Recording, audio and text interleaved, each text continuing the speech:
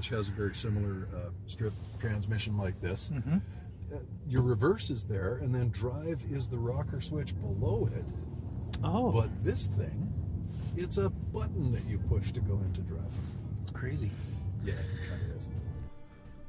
Hello and welcome. Thanks as always for tuning in to our YouTube channel, and join us this time around for a look at the 2018 Honda Odyssey touring trim minivan, or family van as the marketeers prefer people to refer to them as.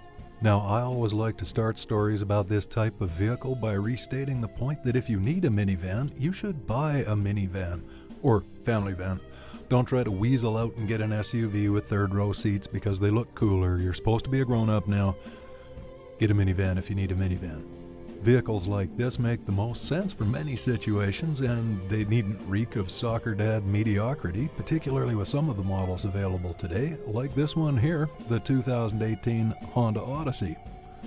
This is one of the more highly regarded minivans out there, and it offers a nearly complete selection of practical function and usefulness, and seating for up to 7 passengers in the case of the test van we're looking at here. The Odyssey brings more than family friendliness, particularly in the touring trim.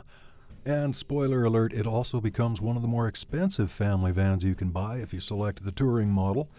Although not the most expensive well-equipped van I've seen, the Chrysler Pacifica we looked at on my site a couple of months ago surpassed this one. And I will also suggest that while my Odyssey Touring test vehicle tipped in at over $50,000 Canadian, the lineup starts at $34,890, so the case can be made that it's competitive with anything from Kia's Sedona or the Toyota Sienna. Now, the whole lineup gets the same engine with the Odysseys. It's a redesign for 2018 3.5-liter 6-cylinder, built in Alabama, by the way, for this 5th generation of the van. And it's received a power boost for 2018 that pumps up the output to a potential pretty robust 280 horsepower and 262 pound-feet of torque. It's a front-wheel drive drivetrain, and it handles well for a vehicle of this type, with steering that is likewise appropriate for this shape and size. Definitely a lighter feel than what you'd find in the new Accord, but I wouldn't want it to be overly sporty anyway, frankly, for fear of tossing the passengers in the rear seats around a little bit. The styling of the Odyssey hasn't received the radical reworking of the sheet metal that you find in the Civics and Accords from Honda this year. It's still quite recognizable when parked side by side with the outgoing generation. The 2018, though, has a new look grille and headlamps, and a bit of extra pizzazz added, stamped into the side panels, with the recognizable lightning bolt of the side window still there, just smoothed out a little bit.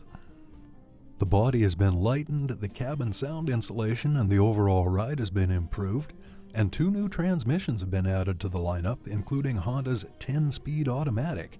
The company's awfully proud of the new 10-speed and offering it in a number of their vehicles at the upper trim levels, like the Accord that I keep bringing up. And the 10-speed transmission is one of only a few features that a buyer needs to move up to the touring trim level to get. If you can get by with only 9 gears, well, the rest of the lineup may do you just fine. A couple of other exclusives for the touring trim that are worth noting and mostly fall into the additional bells and whistles category are an upgraded 11-speaker sound system and rear seat entertainment package with Blu-ray player, ventilated front seats, which is one of my favorite things, especially in the summertime, a Wi-Fi hotspot app, additional ambient lighting, and perhaps most notable is the rear cross-traffic sensor, one of my favorite things from today's modern safety systems. Also an interesting techno bit for parents, and I'm figuring the parents are the number one buyer of a van like the Odyssey, is the cabin watch and cabin talk components of Honda's in-vehicle technology suite.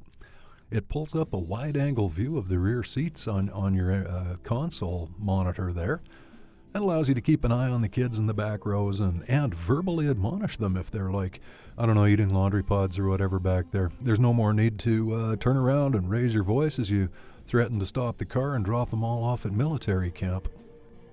The first 2 rows are the best seats in the Odyssey. The second row captain's chairs also slide for easy access to the back, and space all around is very good, overhead, side to side, and so is the outward visibility from the driver's position. Now, in terms of the value case, well, as I said back at the beginning, the Odyssey and Touring trim is one of the pricier family vans, but a buyer might not find it necessary to go all the way to the top end to get a satisfying package. And if you check out our website, I'll post the specs direct from Honda through the trim walk, and you can see what you get in the other levels. As for criticism of the 2018 Odyssey, well, the interface isn't as evolved as what I found in the Accord.